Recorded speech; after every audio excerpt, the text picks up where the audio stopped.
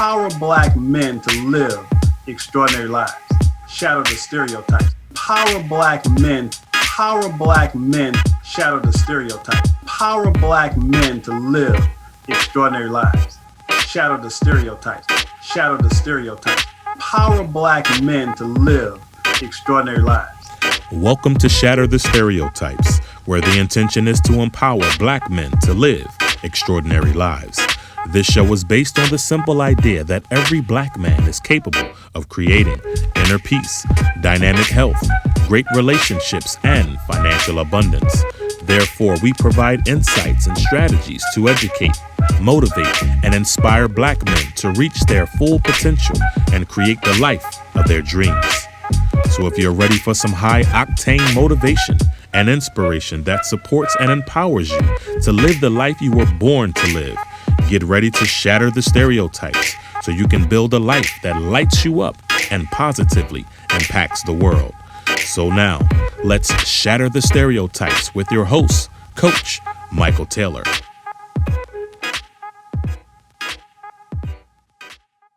Hello, welcome to Shatter the Stereotypes, where my intention is to empower Black men to live extraordinary lives.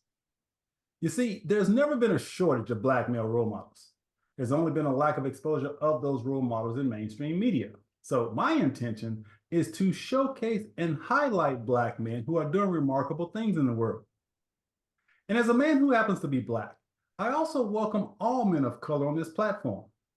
For me, Black men can be Nigerian, Jamaican, Honduran, Ecuadorian, Puerto Rican, you name it. In my opinion, we are all Black men of color.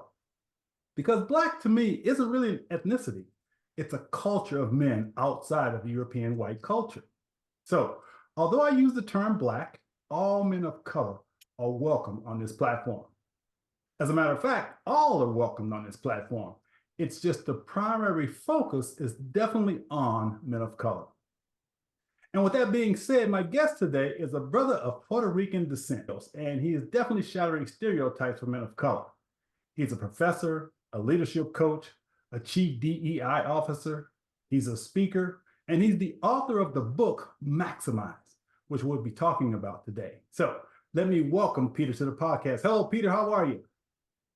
What's going on, Michael? Thank you for having me. Such a blessing to be here with you and to help, empower our brothers of color. So excited to be here. All right. So before we jump into your work, let's start off with a few icebreakers. So first of all, tell us where you're from. Well, I'm Puerto Rican. I grew up in New York. And right now we currently live in Orlando, Florida, and the friendly island of St. Martin. But I'm actually right now in our beautiful island of Puerto Rico. Así que saludos a nuestra gente. Peace and blessings to everybody. There you go. So tell us a little bit about your family, whatever you feel comfortable sharing. Sure. So, family is very important in Puerto Rican culture. I know like the Black culture, like you said, and even, people of color. My grandmother raised me. I think that's important.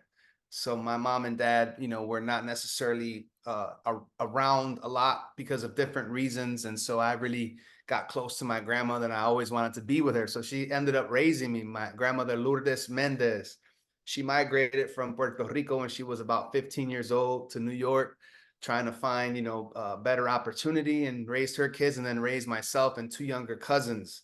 And, one thing she instilled in me, even though she didn't have a lot of formal education, she only went to the 4th grade, all right? But this woman was so powerful in the local community and in the local church community and, faith community and otherwise, that she always instilled in us, you have to have faith in yourself, even if others don't believe.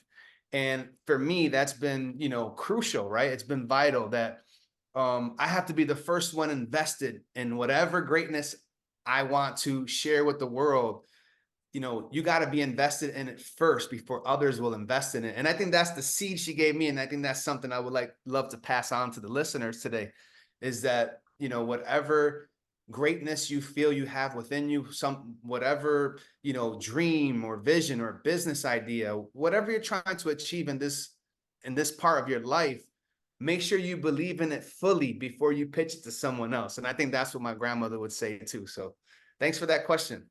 Yeah, man, nothing like the love of a grandma, right? Just it's interesting because I had a grandfather who only had an eighth grade education, but Wow. yet he was the smartest man I've ever known. Right. Everything I am is a result of what he taught me, and I'll never forget the best lesson he taught me because I went up to him and I said, Grandpa, when I grow up, I'm gonna be rich. He said, How you gonna do that? I said, Well, I'm gonna own my own company. He said, Well, that's a really great goal to have. He says, But if you want to be rich, he says, I'm gonna tell you, there's only two things you need to know. I said, All right. He said, These are the two lessons. He said, Number one, if you're gonna be rich, you're gonna have to learn to think like the white man. Mm, Now, I'm not telling you to be like the white man, but that you need to think like the white man because the only difference between rich people and poor people is how they think. right. That's the first lesson. The second lesson he said was you have to learn how to listen. He said Mm, because rich people will tell you how they got rich. It's your job to listen to, which means you read their stories, you read the books, you learn from them so that you too can become rich. And those two lessons from my grandfather with only an eighth grade education, I contribute a lot of my success to those two lessons. So I love how the elders pass on that that's wisdom. right. And like I said, they may not have formal degrees, but they had wisdom. Yep. And That's that goes right. a lot farther. Yep. So with that being said, you like movies? Yeah, I love movies when I have, have a time to Name watch a them. movie that you love. Man, Black Panther, of course. Okay. I can't wait. I haven't we wanted to see the Bob Marley movie recently. But we haven't been able to go see it yet, but it's on our radar, whether it's, at home or, if we can go to a theater that's still showing it.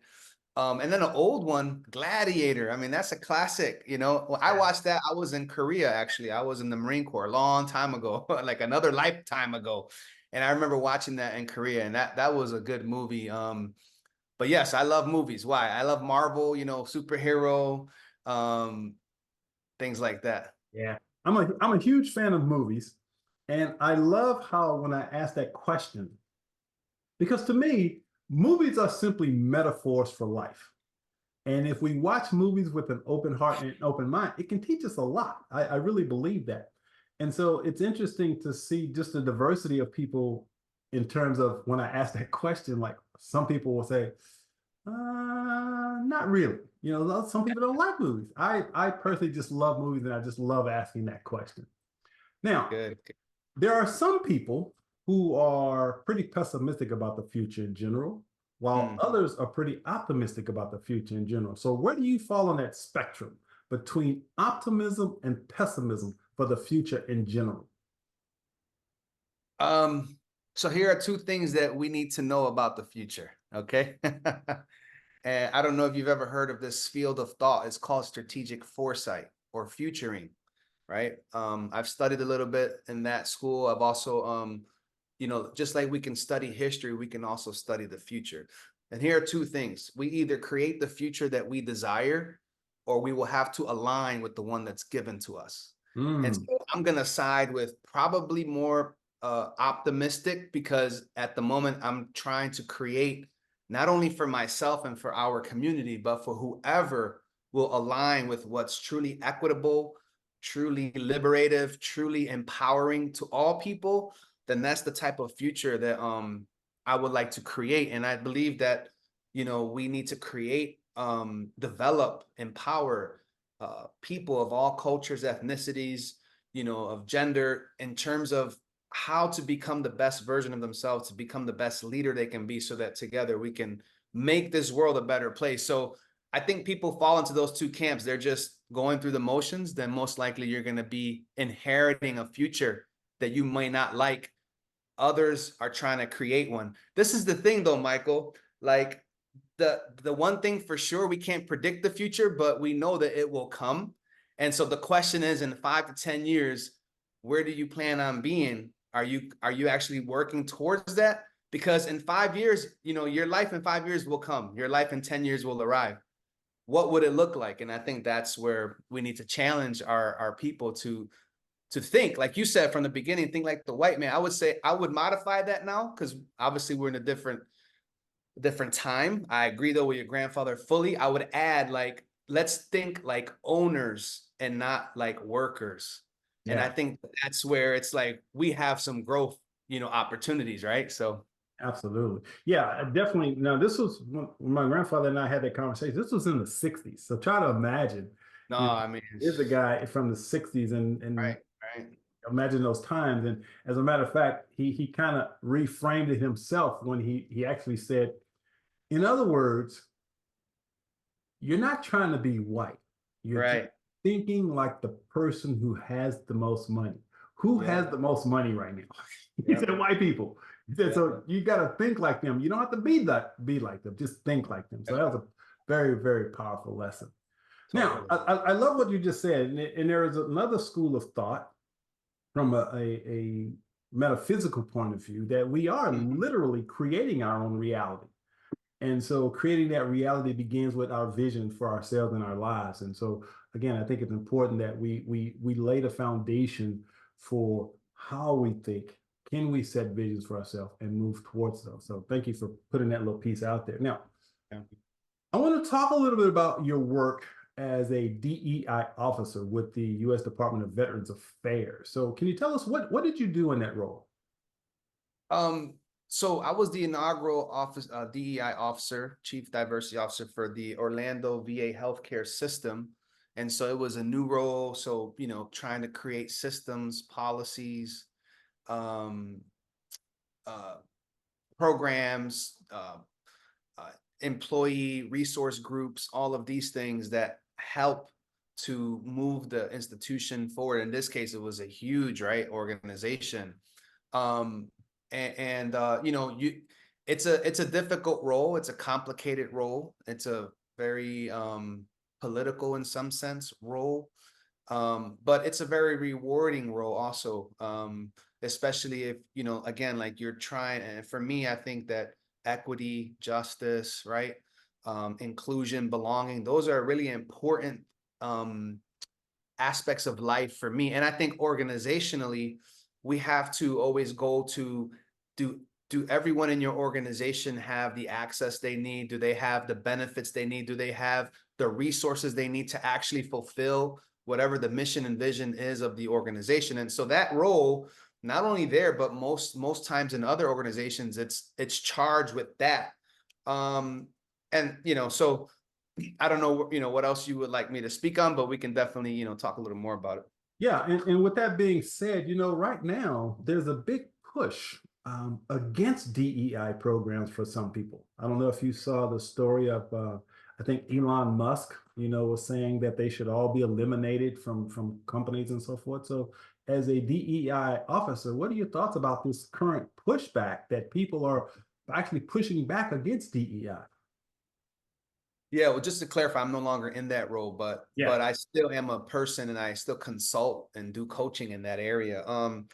The I think that sometimes, I'm not, I don't know Elon Musk, so it's kind of like, let me answer that question, but with tentatively of like, I'm not sure what that brother's thinking. Who's advising him? Who does he have around him? If he has people who are just like him, probably not getting good counsel, because it's a one way of thinking. I think that's where the diversity in a team is so important.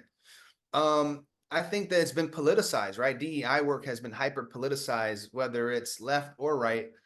You know, the work, it's all about helping people to have, again, what they need for human flourishing, for organizational thriving.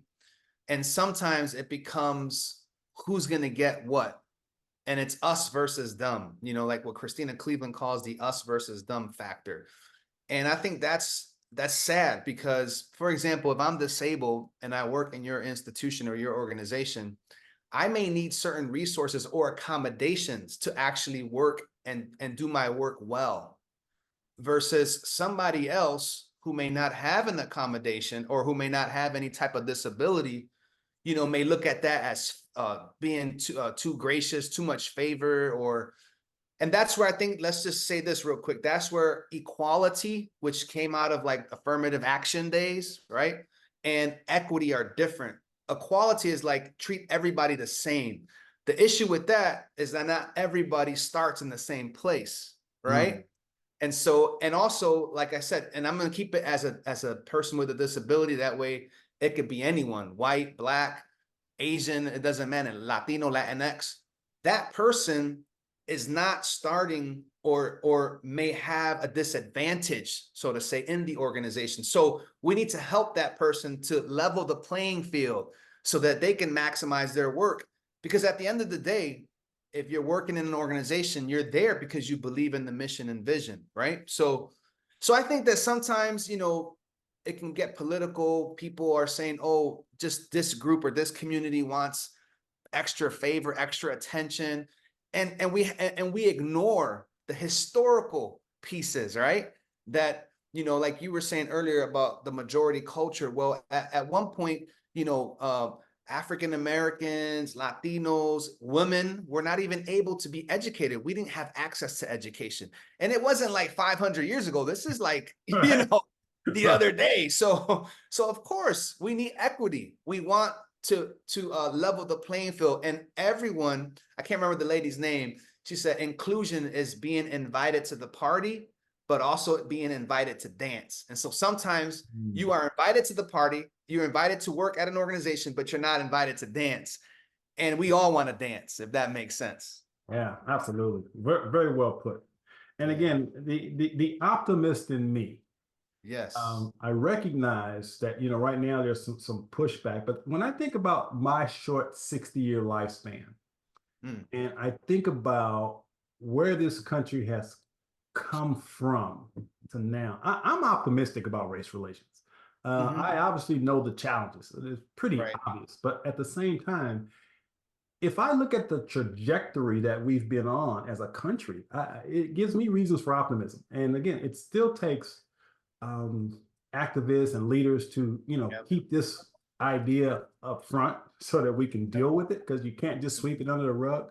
But again, I'm personally optimistic about the future of race relations, especially when I meet people like yourself who are, talking about it in a way that's not divisive and Right. helping us understand that diversity and inclusion isn't just about race. Like you said, Right. it's talk about abilities and Yep. gender and sexual Even orientation. generation, right? Yeah, Generationally, absolutely. So there's a gaps.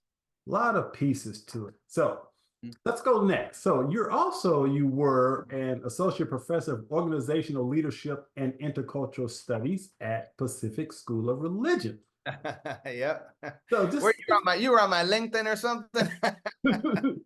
so just Brother give does us his research. just give us a little background of what you did in that position as a professor. Yeah, so in that specific context, the Pacific School of Religion is in Berkeley. It's part of the Graduate Theological Union. It's a consortium of like 10 to 12 religious affiliated institutions. They prepare traditional clergy, pastors, but they also prepare activists, advocates for a diversity or a plethora of different ideas, nonprofit leaders, even folks in business, because they want to understand religious ideology, right? Religion is a huge part of human life. So people are like, they're opposed to talking about religion. It's like politics, right? At the dinner table, don't talk about religion. It's like, listen, man, those two things have a lot to do with daily life. And so we should talk about it. Well, in that school, it's very open and you can talk about it. And I had the pleasure of serving there for a year. So, I'm living in St. Martin. And so I would fly to Berkeley, California, 1 week a month. Trips were long, but they were well worth it. And I taught online, and then I went to Berkeley and did classes face to face. I taught classes like igniting vibrant ventures, so helping nonprofit leaders to think entrepreneurially, kind of like what your grandpa told you. Like you need to, be setting the stage and know how entrepreneurs think and business owners. To contextual thinking, like how can you be effective as a leader no matter what the context or situation? And so digging deep into like, again, politics, religion, the technological advancements, the social cultural movements, the economy. You have to know all of those different aspects of society so that you can actually be right. There's nothing worse than a leader who is actually very closed-minded, or someone who is not really exposed to much. You're in a different world. and you don't really know what's going on. And so those are kind of the things that we talked about, and I had the privilege of teaching there. But I've also taught in other institutions like Penn State, and I've been a professor of leadership, business, and religious and intercultural studies. So it's been a good ride, you know. Of what's really cool about teaching now is that there are a lot of returning adults to higher ed.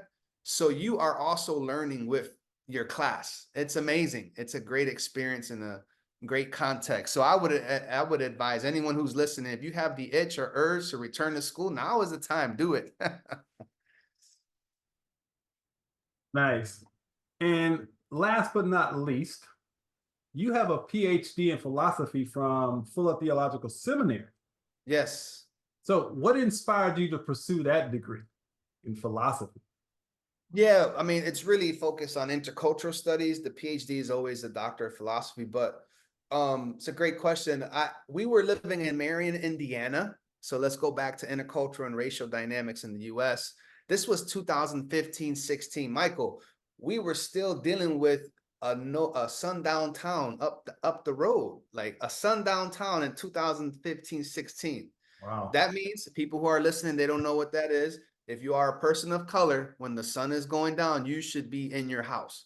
And so this is 2015, 16. Now, I grew up in New York, right, in the Bronx and then in Buffalo, but my wife grew up in Puerto Rico. So she never was exposed to these types of things. And actually, as we were living there, I mean, we really got to see the ugliness of humanity. And what I mean by that is that there were not all people, because there's some good people, but there were some people who just did not appreciate others. And so, you know, people of color, to speak frankly, and it's like, wait a minute, but this is crazy. Like, this is a religious affiliated institution. Shouldn't it be about love and unity? And that really wasn't the case. So I said, somebody should do something about this, Michael. Like, who's going to, and I just heard a little small voice say, why don't you do something? And I thought, okay.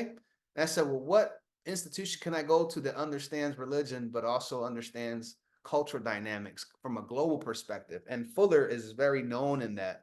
And so I went to Fuller. I did a year also at USC to complement that work. And it was a great experience. And actually, my first book came out of that work, Untold Stories, the Latinx leadership experience in higher ed, of just looking at the intercultural dynamics in the US and how people of color have been, you know, as you know, sometimes we need to work twice as hard to be considered half as good. And so we're in that fight, right? And I'm grateful too of the allies we have, right? There are a lot of white allies. We need to shout them out, you know, thank God for you, and keep doing that work. But we need more people to be in a part of this work. So hey, long answer, man. I'm sorry. Love that. I appreciate you sharing that. And it tells me where your heart is. Because as I read your accomplishments and what you've done, it seems like you've always had this heart for service and connecting human beings, which I truly, truly admire. And so obviously you're a very well-educated, successful person, but I'm curious, and I know that a lot of times we see the end product, but we don't see how they got there. So I wonder if you might want to share some of the adversities that you had to overcome, because again, you've accomplished a lot. But share some of those challenges, because I know they were there. Thank you. I appreciate that question. Yeah, my journey has definitely not been linear, right? It hasn't been just a straight road or paved path to success. There have been many bumps, several rock bottoms, a lot of complexity, difficulty. Some of those I'll just name really quick, like bullet points. Like, at one point in my life, I was a drug addict and also an alcoholic. I ended up in a rehab center. There I had an encounter with the higher being, what I call God, and my life was changed. But besides that, you know, like I mentioned before, not growing up with my mom and dad, I always had like this issue of like abandonment or neglect. So I had to go through some counseling, some really intense therapy to kind of overcome that. You know what I mean? And still to this day, I'm 45, you know, still working on me to be the best Peter Rios possible.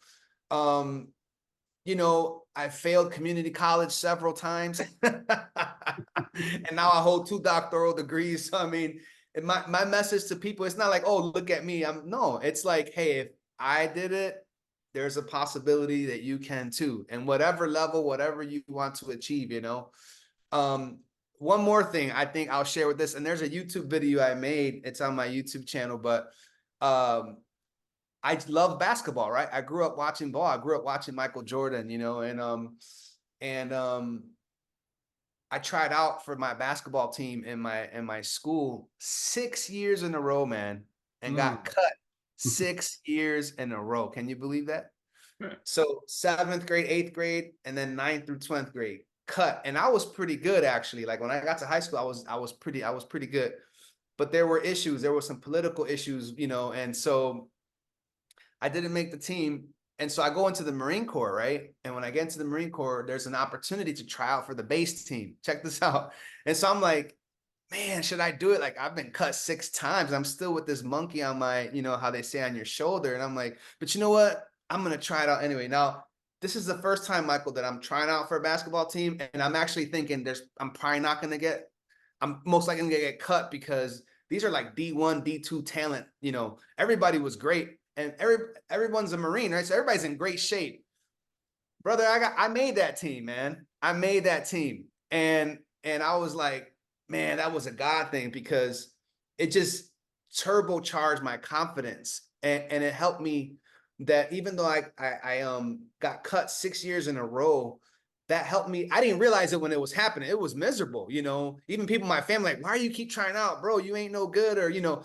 But I always believed in myself. Like I said in the beginning, believe in yourself even when others don't believe. And I was building a level of resilience and grit. I didn't know that though at the time, but now, man, you can't tell me anything. It's like if I think I'm gonna do something, I'm gonna do it. You know, I know you know what I mean. And so that's the lesson there that, you know, even through those rough patches, whether it's a rehab, whether it's getting cut from basketball, whether it's flunking community college, whatever failure or mishap you may be having or have had, it could potentially be a good place to pivot and to modify and to adjust because something good can come out of it. And so I know that, you know, I don't want to minimize people's issues, that it's not always like that, but there's a possibility. And so, yeah, thank you for that question. Yeah, and again, that's what I love about you and your story, because our stories are very similar.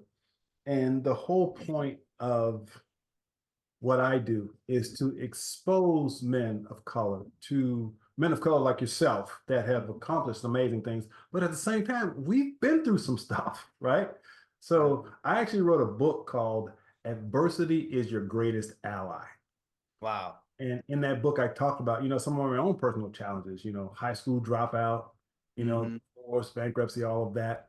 But I think it's important for us, especially as men, okay, not Right. just men in general, to know that, stuff happens. And sometimes when stuff happens and don't go the way we want them to, some of us, we get defeated and go the wrong direction. But what we're sharing here is what's possible. Because Peter, I think your story is amazing. What you've gone through and yet where you are now. That's the beauty of it. So again, thank you for your transparency. Yeah, and I'm sorry to interrupt you, but allow me to add that because I want to make sure people understand it's been a difficult journey, but I learned to be humble enough to get the help that I need, to seek mentors, to seek people who are doing what I would like to do and ask for their help. And like I already mentioned, the counseling piece, like if you're struggling right now listening to us, if you are going through a difficult moment, don't suffer alone. Get help, get guidance, get advice, borrow someone's wisdom, and just like Michael has done and I have, things can be better. So yeah, because again, it is my firm belief that the 3 most difficult words for any man to say is I need help. And so as men, we got to be courageous enough to say, I need help, and don't try to carry the weight of the world on your shoulders, because there are resources out there if you're willing to say those 3 simple words. Yeah. So with that being said, you mentioned mentors and stuff like that. So a member of Les Brown's team actually reached out to me and asked me, we've got this guy, wrote this book, Maximize. Would you be interested in having him on your podcast? And so when I checked out your work, I said, of course I want him on my podcast, because he is definitely shattering stereotypes. So I'm curious, how did you hook up with the Les Brown organization? Yeah, again, looking for help. So, I've been trying to break into the motivational, inspirational speaking space. I've done a lot of different speaking, but in different contexts, and like as a professor, and and local churches, things like that, nonprofits. But I believe that I had and have what it takes. And so I was looking around to see who's offering programs, who's doing what. And there's just a plethora, but I always admired several speakers, and Les Brown was one of them, and I saw that they were offering the course. So, the rest is history. Took the course. I'm actually going to be an uh, in-person meeting invitation only this May, end of May 31st, with Les Brown in Atlanta, a small group of 20 people. And so just trying to get that coaching, trying to become better, trying to improve. And I think from that desire, first you have to have the desire to do something. You have to then make a move, right? And so that's really where the whole book Maximize, the idea comes from, trying to help people to take that next step to do something. So that's kind of how I got connected with the team. And then, Jose, and who's the chief marketing officer for Les Brown, was like, we would like to help you and promote you. And they connected with you, which has been just great to get to know you. And I mean, you're a rock star yourself. I appreciate your kind words to me, but this brother's written many books, internationally known speaker. Come on. So, I mean, it's cool to share this space with you. Yeah. And so for those of you who are watching and maybe you don't know who Les Brown is, Les Brown is actually one of the reasons I became a speaker. Wow. Because I went to, he spoke at my church here in Houston. And he was one of the first brothers that I saw that helped me believe that I could do what he was doing. And I have a really cool Les Brown story, because when Les Brown came to my church, I had written my very first book, and it was called Brothers, Are You Listening?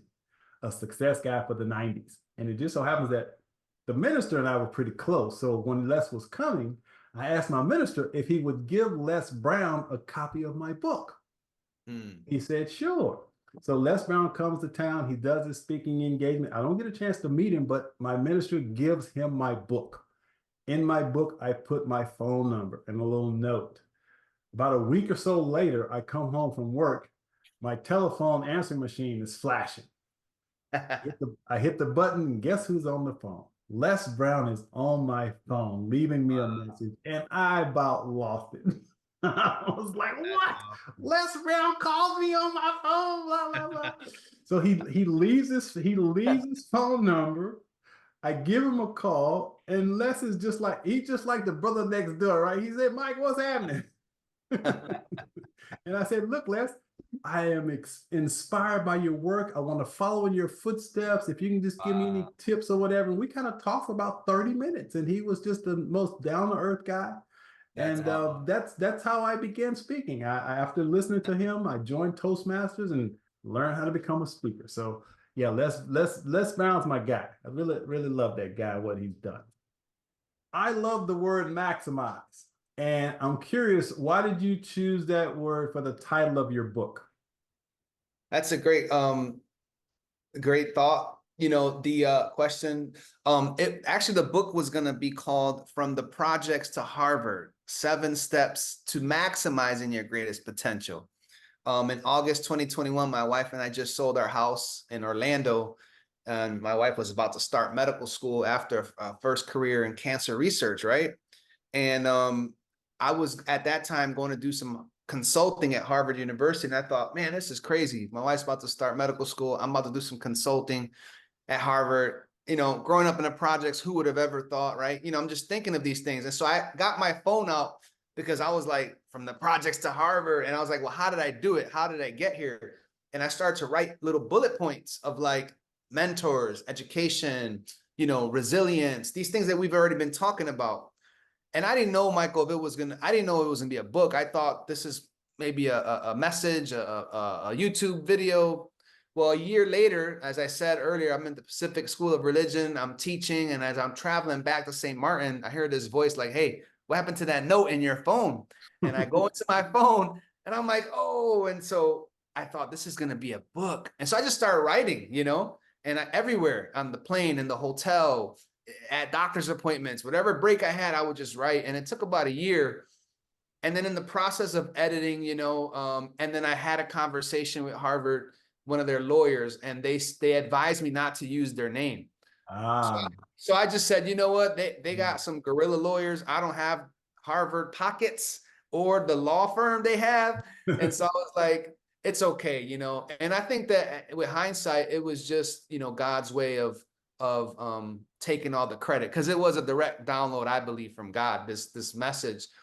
And then in that process of editing, we started to tweak the chapters and realizing it's not really steps. These are like keys, principles. And so we broke them up from 7 to 12 to make it bite-sized for people to have it to be easy to read, you know? So that, and then we just changed it, maximize 12 keys to unlocking your greatest potential. Same message, just trying to empower people to become their best. So that's how it happened. that's awesome. How do you get the titles for your books? I'm curious about that, since you're a wrote author. I just listen. I'm a Yeah. very good listener. When God says, "Okay, Mike, I need you to write a book," I just, like you just said, I just download. And now that we're on that subject, that's a really good pivot point too, because I want to talk a little bit about that before we're actually going to jump into the book also. But Sure.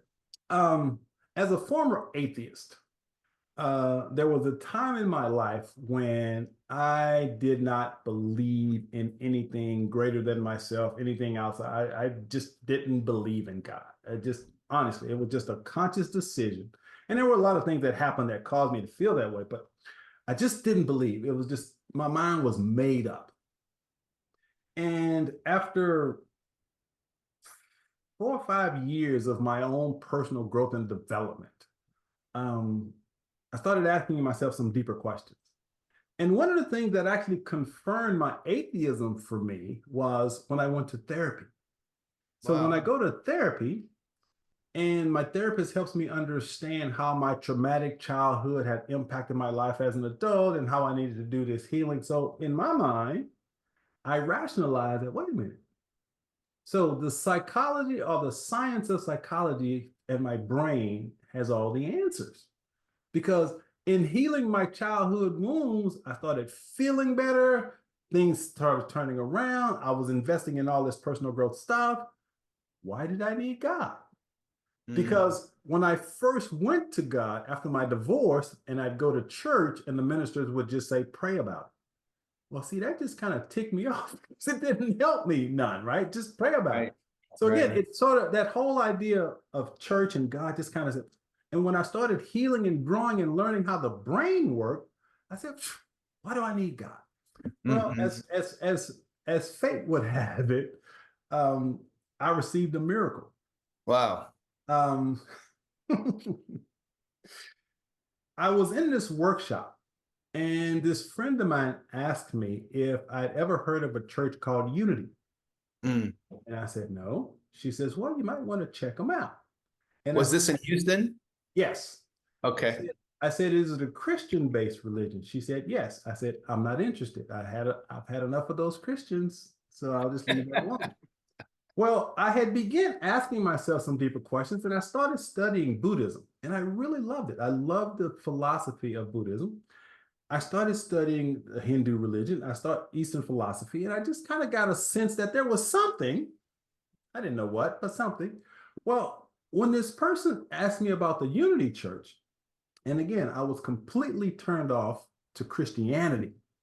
Well, the following day after she asked me that question, I'm at home. My phone rings. I get up.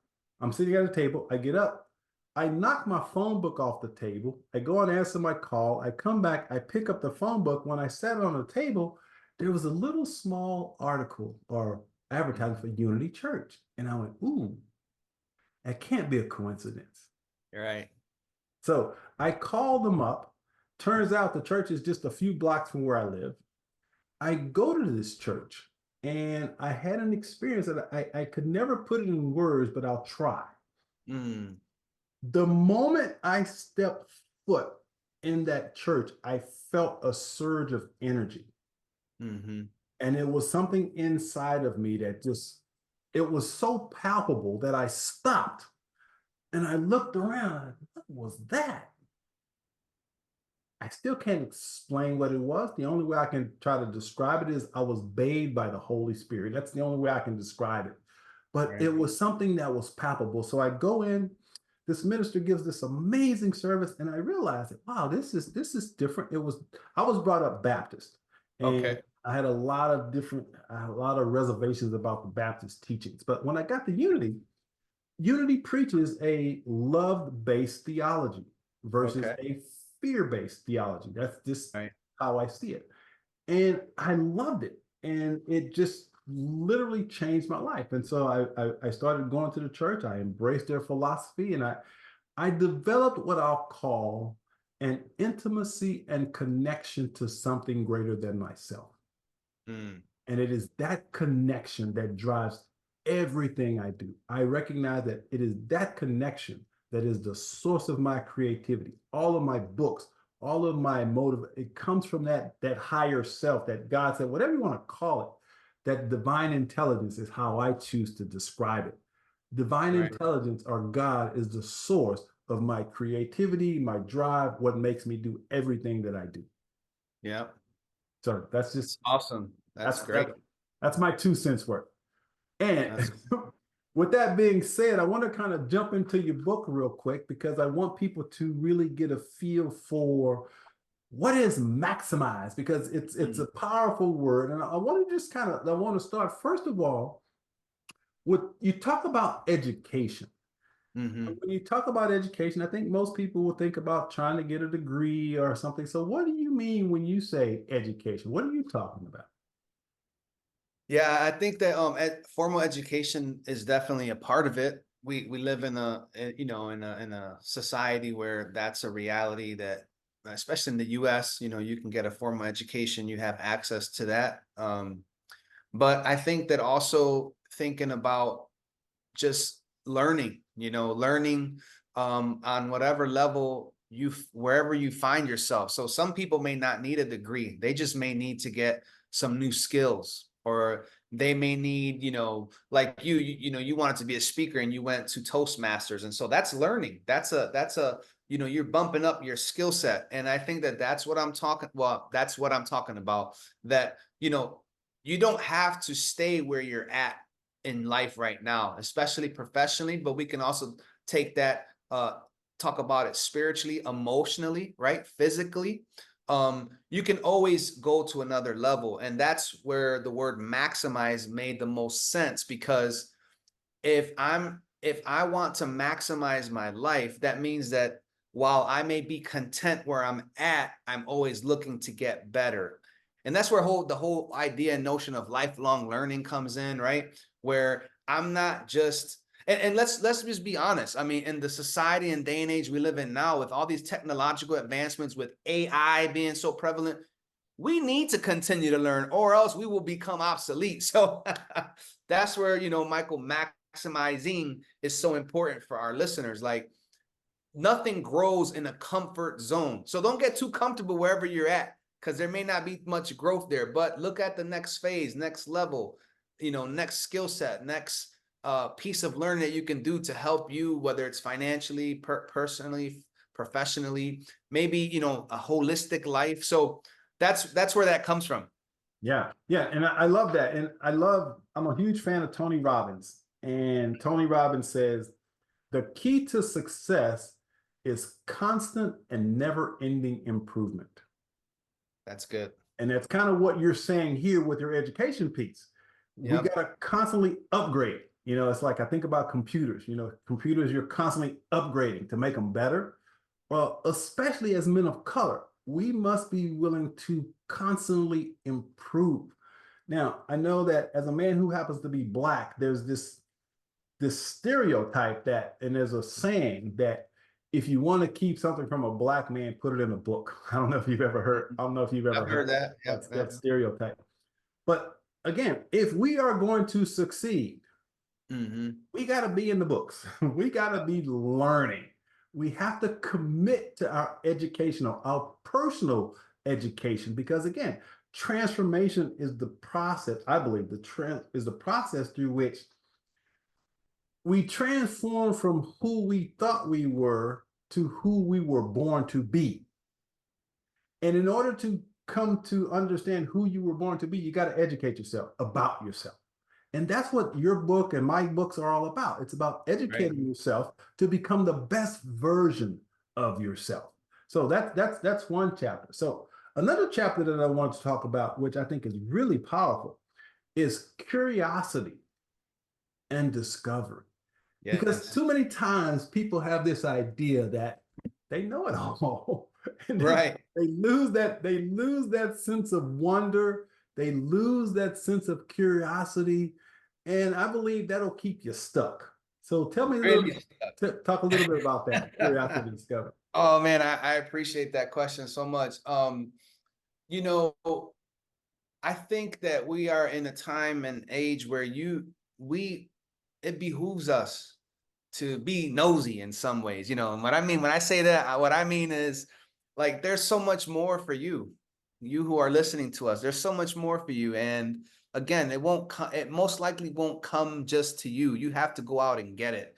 And what I mean by that is that you have to be curious and you have to have a desire to discover more. I mean, if not, that means you're just complacent or even stuck. And for me, I think about it like, let's say like an eagle's nest, like an eagle in her nest. You know, an eagle is good for about 2 months. The eagle is bringing the food to the eaglet, and the eaglet's comfortable. This is amazing, right? It's like this mama's got us taken care of. And sometimes like we're like that eaglet in our professional or personal lives. Like people have been taking care of us. We've been getting handouts, or you're doing okay, but you're just comfortable. And the ego at one point starts to shake up the nest, right? That comfort zone. And what used to be a blessing is now like converting itself into a very uncomfortable situation. The mother, this is the point of the story. The mother eagle is trying to encourage that eaglet, like, hey, I know you like this nest, but it's time for you to soar higher. There's more for you to see, baby. Come on. And she's showing the eaglets flying around the nest an example of what. And so the eaglet has a decision. Either I stay in this nest or die because mama ain't gonna bring any food anymore, or dare to jump, dare to leap, dare to see what these wings are about. And you know what happens? That eaglet becomes an eagle and can fly and can go higher than. And so I think that that's the invitation to us in this chapter, this key. It's a key of liberation, really. Like there's no limitations. The only limitations we have, Michael, is the ones we put to ourselves. And so we have a decision. We're going to be the eaglet that stays in the nest, or will we be that eaglet that decides I'm going to take a chance and I'm going to soar? You know, if we don't take a chance, we know for sure that we don't have any other opportunity.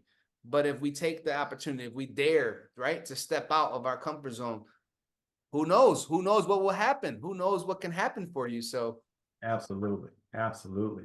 Now, another piece that I'll talk about real quickly as we start to wind down here is you talk a lot about, or in one of your chapters, resilience, determination, ambition. Now, I believe, and I got this from Tony Robbins also. He said, okay. there's no such thing as lack of resources. There's only a lack of resourcefulness. A lack of resourcefulness. So, in order to be resilient, we have to have resources and become resourceful. So, tell us a little bit about what you were talking about in resilience, determination, and ambition. Yeah, I really like that resourcefulness. It takes me back to my grandmother, probably to my grandfather, of like they had so little, yet they did so much.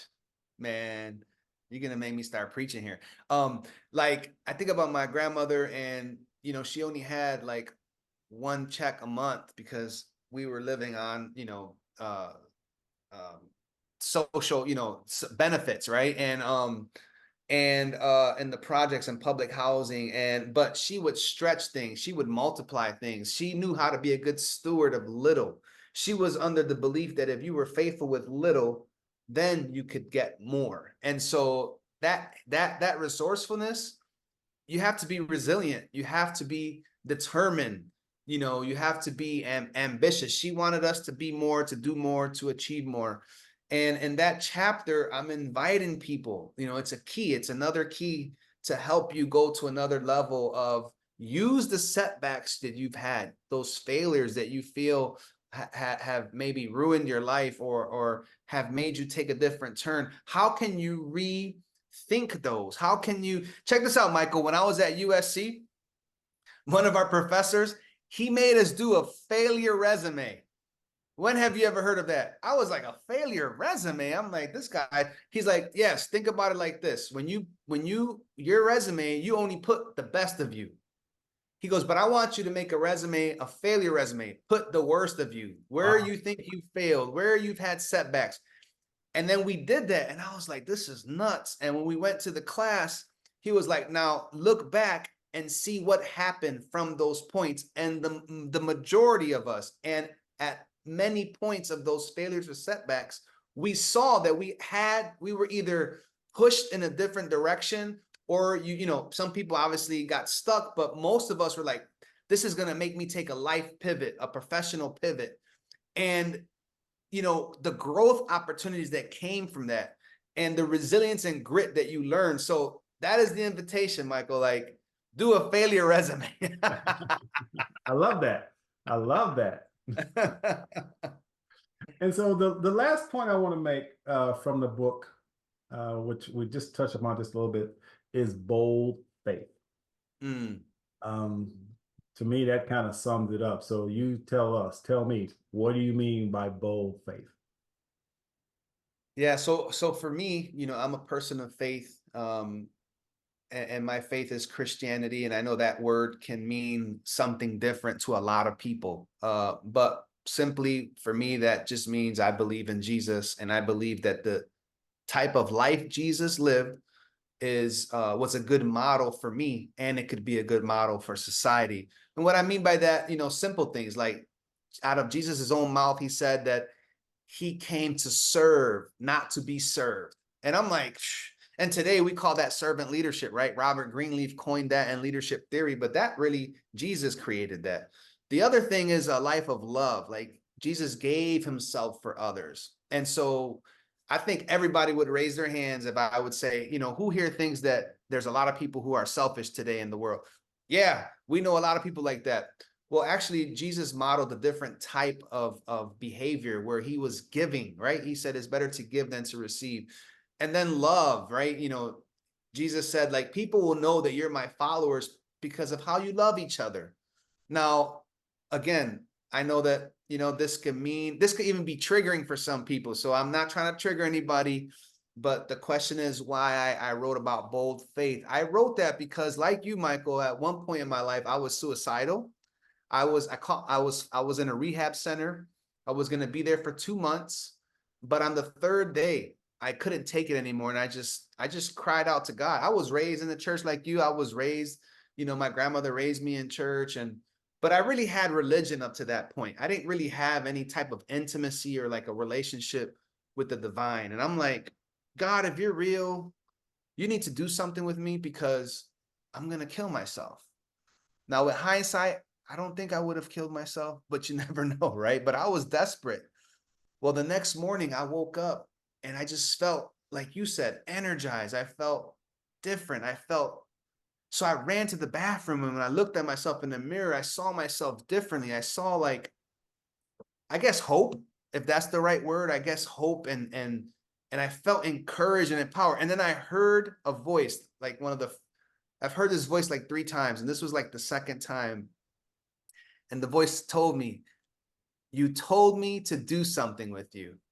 And when I heard that voice, I just knew that it was Jesus. And I just fell on my face and started crying, man. I started crying because I knew that God heard my prayer, and that God was giving me an invitation to live a different type of life. So up to that point, I was, I became I used to hustle, I've always been entrepreneurial, but back then I was doing entrepreneurship the wrong way. So, God has helped us to realign our entrepreneurial thinking and ways. But, I just knew that there was an invitation on the table, and I took it, man. That was September 3rd, 2006. and my life has never been the same since. So I'm not trying to be overly religious or spiritual. I hope, you know, listeners who are listening to us will understand that was a true encounter I had, something I can't deny. It was real, and it's real today. Yeah, And I'm walking and I'm a living testimony that if you put the same amount of energy and boldness into faith, faith can help you and propel you to maximize your life. absolutely. Yeah, and this has nothing to do with organized religion. This is a Exactly. direct connection to something greater than yourself. I'm So glad you made that point. I am not here to preach, to tell Right. you what to believe, but what I do know is for me, and again, this is from Michael Taylor's perspective, Yeah. there is a divine intelligence that created this universe, and you can call Yeah. it whatever you want to call it. And it wasn't until I developed an intimacy and connection with it that, number one, my life started making sense and it gave me meaning. Mm-hmm. It gave me purpose, knowing that I was connected to something bigger than myself. And it has made all the difference in my life. And so, again, without being preachy, telling you what to believe, just know that I believe there is something greater than yourself, but it's your responsibility to connect to it. So, with that being said, as we wind down there, brother Peter, so man, I love this conversation, but Me obviously too. we do have time schedule. But I do now want to give you an opportunity just to share your final thoughts, whatever you feel moved to share, whatever's on your heart to share to the audience. Well, I would say that, you know, this conversation doesn't have to end here.